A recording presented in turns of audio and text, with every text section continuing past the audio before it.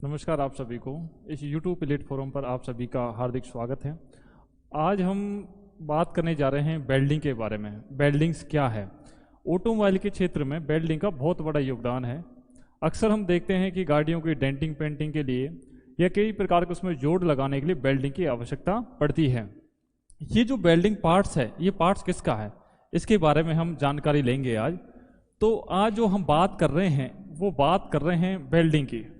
Welding तो welding क्या है? फैब्रिकेशन की एक प्रक्रिया है।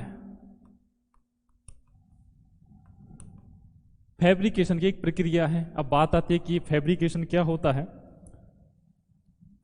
फैब्रिकेशन एक निर्माण की एक शॉप है। निर्माण की शॉप कह सकते हैं इसको। निर्माण की एक शॉप होती है। तो उस फैब्रिकेशन के हम डेंटिंग पेंटिंग, कारों को पेंट करना, किसी भी ऑटोमोबाइल गाड़ी को पेंट करना या उसमें वेल्डिंग करना, ये सारा क्या होता है? फैब्रिकेशन के एक भाग होता है। तो उस फैब्रिकेशन में हमारा क्या है? वेल्डिंग। तो दो धातुओं को आपस में जोड़कर क्या करता है? वेल्डिंग कहलाता है। तो ये जो वेल्डिंग्स होती हैं दो प्रकार की होती है। एक होता है हमारा आर्क वेल्डिंग, दूसरा होता है गैस वेल्डिंग। एक होता है आर्क वेल्डिंग, दूसरा होता है गैस वेल्डिंग। ये जो आर्क वेल्डिंग है इसको इलेक्ट्रिकल वेल्डिंग के नाम से भी जाना जाता है। इलेक्ट्रिकल वेल्डिंग के नाम से भी जाना जाता है। और ये क्या होता है? इसमें गैस का उपयोग किया जाता है, वो गैस वेल्डिंग कहलाती है। इसमें आर्क का उपयोग किया जाता है, वो आर्क वेल्डिंग कहलाती है। अब बात आती है कि सर ये आर्क क्या होता है? आर्क क्या है? तो आर्क वेल्डिंग में हमने देखा कि जब दो टर्मिनल पॉइंटों को जब हम आपस में लाते हैं, आपस में जब उनको कनेक्ट करते हैं, तो थोड़ा सा एक गैप मेंटेन रखते हैं, एक गैप बनाकर रखते हैं, तो एक चिंगारी उत्पन्न होती है। और उस चिंगारी को हम यदि कंटिन्यू रख दें, तो एक हीट जनरेट होती है, जिसे क्या कहा जाता है? आर्क कहा जाता है। क्या कहा जाता है? आर्क कहा जाता है। और उसी वेल्डिंग को क्या कहते हैं? हम आर्क वेल्डिंग के नाम से जाना जाता है। अब ये है कि सर ये आर्क वेल्डिंग कितने प्रकार की होती है? आर्क वेल्डिंग कितने प्रकार की होती है? आर्क वेल्डिंग, पहले हम क्या पढ़ रहे हैं? Arc welding. तो arc welding are 6 type. Arc welding हमारी कितने प्रकार की होती है? 6 प्रकार की होती है। एक होता है कार्बन आर्क वेल्डिंग, दूसरा होता है हमारा आर्गन आर्क वेल्डिंग, तीसरा होता है हमारा ऑटोमिक आर्क वेल्डिंग, एक होता है हमारा सबमर्ज आर्क वेल्डिंग। तो A B C D E और F. Carbon arc welding, argon arc welding, automatic, submerge arc welding, और एक होता है हमारा मेटेलिक। 5वां जो टाइप है हमारा मेटेलिक आर्क वेल्डिंग। और जो छठा हमारा जो टाइप होता है रेजिस्टेंस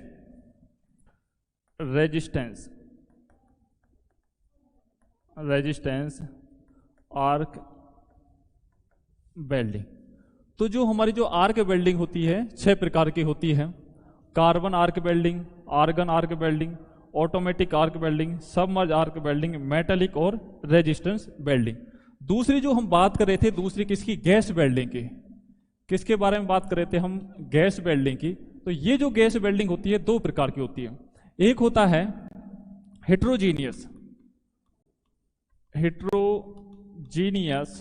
गैस वेल्डिंग, और दूसरा होता है ऑटोजीनियस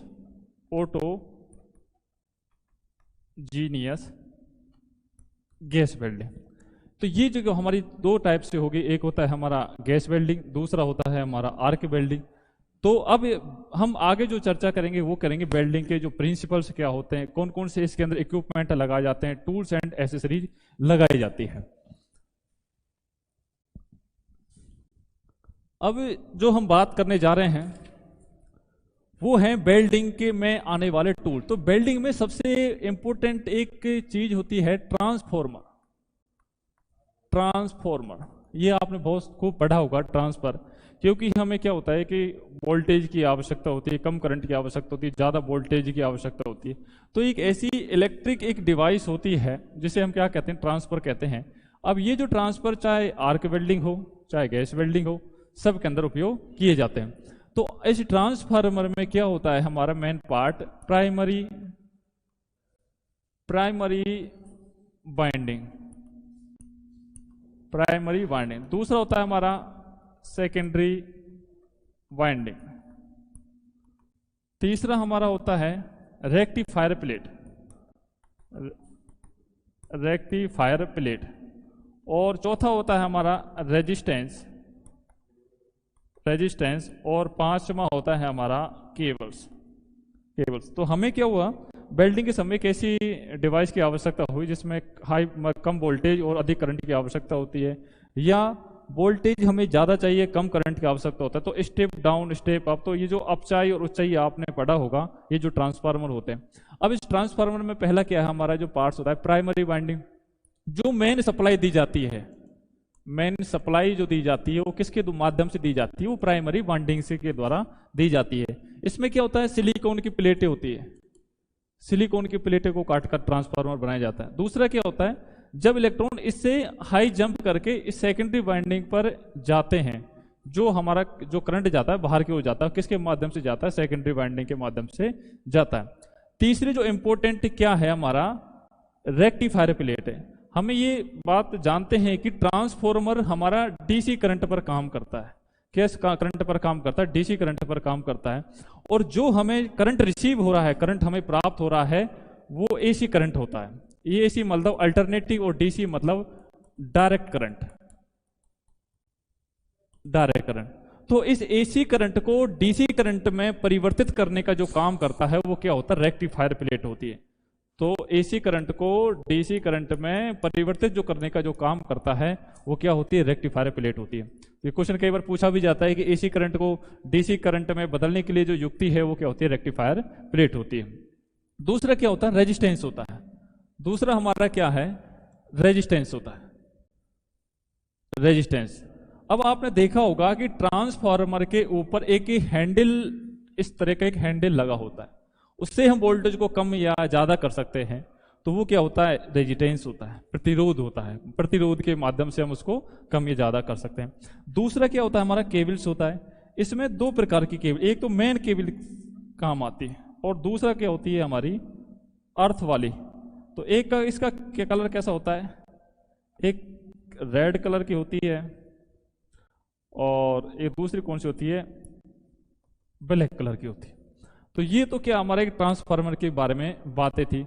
इसी वेल्डिंग के दौरान हम इसी वेल्डिंग में जॉइंट्स का बहुत बड़ा योगदान है, जिसे हम वेल्डिंग्स जॉइंट्स कहते हैं, वेल्डिंग्स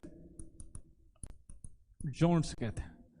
जब भी आप देखते हैं कि वेल्डिंग में जॉइंट्स लिए जाते हैं, दो धातु के प्लेटों को लगाया जाता है, चाहे वो समान धातु हो या असमान तत्वों से बनी हुई एक धातु हो।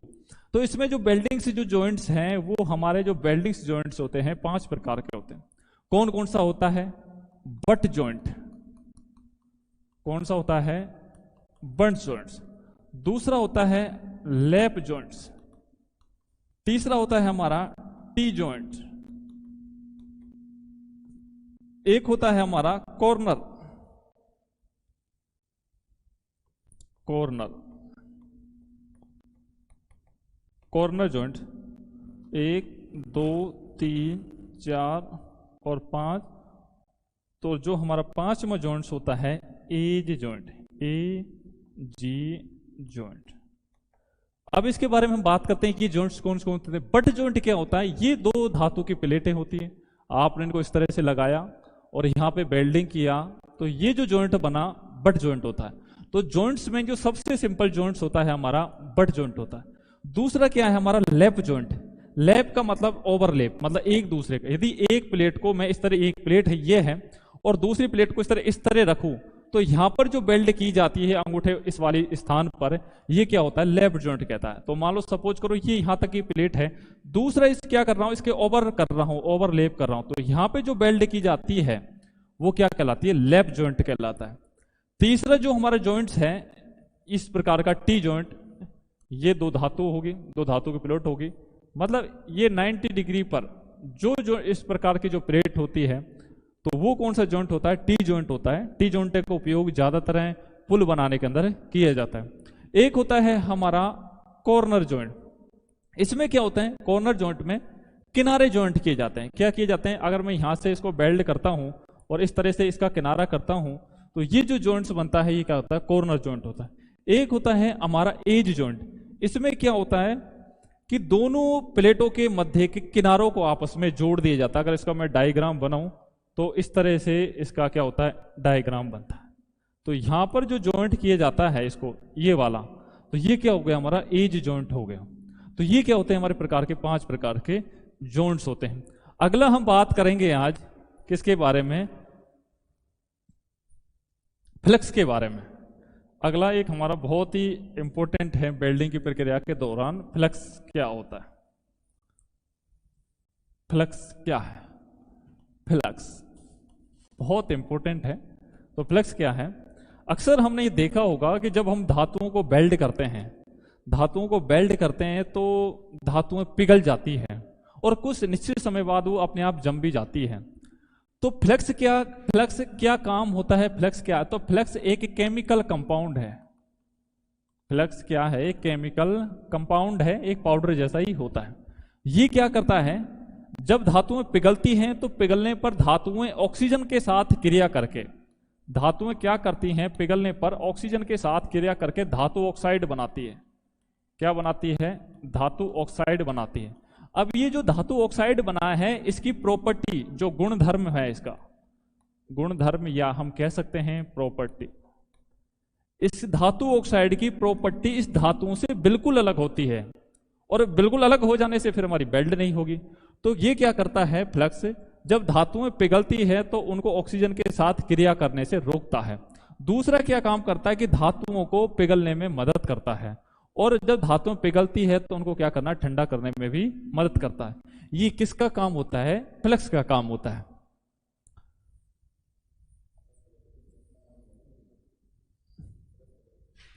फ्लक्स का क्या काम। अब हम बात करेंगे गैस वेल्डिंग, बहुत इंपॉर्टेंट है gas welding. Gas welding, arc welding में अक्सर हम देखते हैं जो मोटे जॉब होते हैं उनकी वेल्डिंग की जाती है, और गैस वेल्डिंग में क्या किया जाता है, पतले जॉब के लिए, पतले जॉब के लिए कौन सी वेल्डिंग की जाती है, गैस वेल्डिंग की जाती है। इसी गैस वेल्डिंग के अंदर सीधी सी बात है, जो वेल्डिंग का मुख्य माध्यम क्या है, गैस है। वेल्डिंग करने का जो मुख्य जो माध्यम हो गया वो क्या हो गया, गैस हो गया। अब सर वो बात आती है कि कौन सी गैस होती है, तो वो होती है हमारी acetylene gas. Acetylene gas plus oxygen gas, इन दो गैस का मिश्रण किसके अंदर काम किया जाता है, गैस वेल्डिंग के अंदर उपयोग में किया जाता है। अब बात आती है कि सर ये गैस वेल्डिंग क्या होता है, तो एक पदार्थ होता है कार्बाइड। क्या होता है, कार्बाइड, जिसका सूत्र होता है CaC2। क्या होता है, CaC2। जब इस CaC2 की रासायनिक अभिक्रिया जल के साथ कराई जाती है, किसके साथ कराई जा रहे हैं, जल के साथ कराई जाती है, तो हमें क्या बनता है, CaOH का होल ट्वाइस प्लस C2H2। ये कौन सा हो गया, ये हमारा एक पदार्थ क्या है, कैल्शियम कार्बाइड। कैल्शियम कार्बाइड की क्रिया किसके साथ कराई, जल के साथ कराई, जल के साथ कराई। तो हमें क्या हुआ, CaOH का होल ट्वाइस प्राप्त होता है, प्लस में हमें क्या होता है, एसिटिलीन गैस प्राप्त होती है। क्या होती है, एसिटिलीन गैस प्राप्त होती है। तो इस गैस वेल्डिंग में जो सबसे मुख्य घटक होता है हमारा, वो क्या है, एसिटिलीन गैस होती है। एसिटिलीन गैस कहां से प्राप्त की जाती है, कैल्शियम कार्बाइड के द्वारा प्राप्त की जाती है। जब कैल्शियम कार्बाइड की प्रक्रिया जो 2H2 के साथ कराते हैं तो हमें कौन सी गैस प्राप्त होती है, एसिटिलीन गैस प्राप्त होती है। अब ये जो गैस वेल्डिंग होती है ये कितने प्रकार की होती है, दो प्रकार की होती है। Gas welding are two types. Gas welding are two types.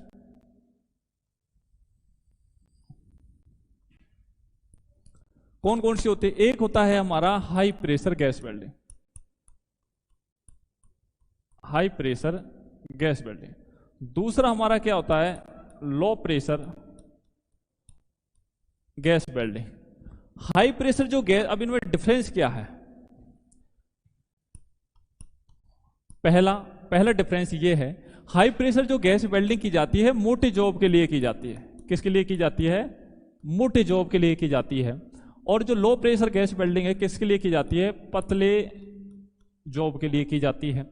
High pressure gas welding में जो हमें एसिटिलीन गैस क्या होती है? सिलेंडर से प्राप्त होती है। एसिटिलीन गैस कहां से प्राप्त होती है? सिलेंडर से प्राप्त होती है। जबकि लो प्रेशर गैस वेल्डिंग में क्या होता है? एसिटिलीन गैस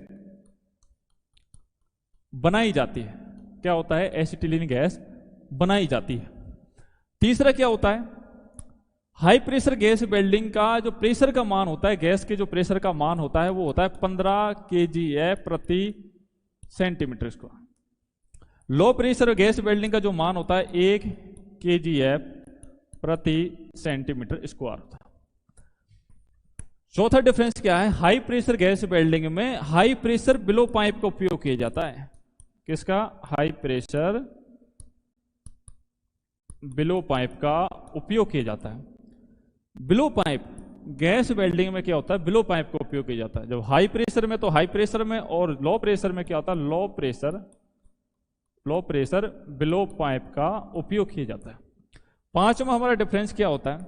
इसमें प्रेशर का मान अधिक होने से इसमें क्या होता है? इसकी जो स्पीड होती है वो भी क्या होती है? अधिक होती है।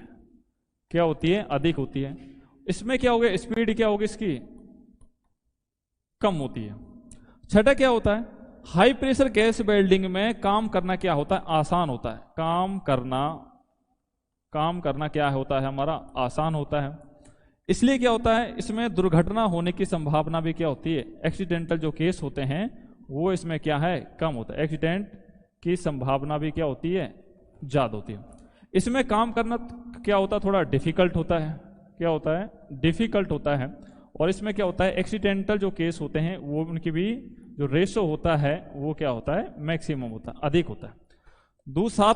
आठवां जो पॉइंट है इसमें, हाई प्रेशर जो गैस वेल्डिंग होती है, हाई प्रेशर गैस वेल्डिंग में जो ये वाली जो गैस वेल्डिंग है उसको एक स्थान से दूसरे स्थान पर आसानी से मतलब ट्रांसपोर्टेशन कर सकते हैं। जबकि इसमें एक स्थान से दूसरे स्थान पर ये लो प्रेशर गैस वेल्डिंग का जो प्लांट लगाते हैं, संयंत्र लगाते हैं, उसको एक स्थान से दूसरे स्थान पर नहीं लाया जा सकता। दूसरा नवा जो इसमें पॉइंट है, हाई प्रेशर गैस वेल्डिंग एक साफ सुथरी प्रोसेस है। एक साफ सुथरी प्रोसेस है। और इसमें क्या होता है? जो हम एसिटिलीन गैस